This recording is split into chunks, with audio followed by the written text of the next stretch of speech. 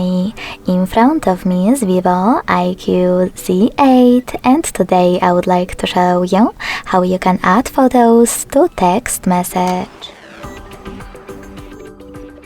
Begin by opening Messages app and selecting or creating a chat. Following that, tap on this icon of a camera and the photo at the bottom left corner. Tap on your photos right away from here, or select folders and tap on them from your albums.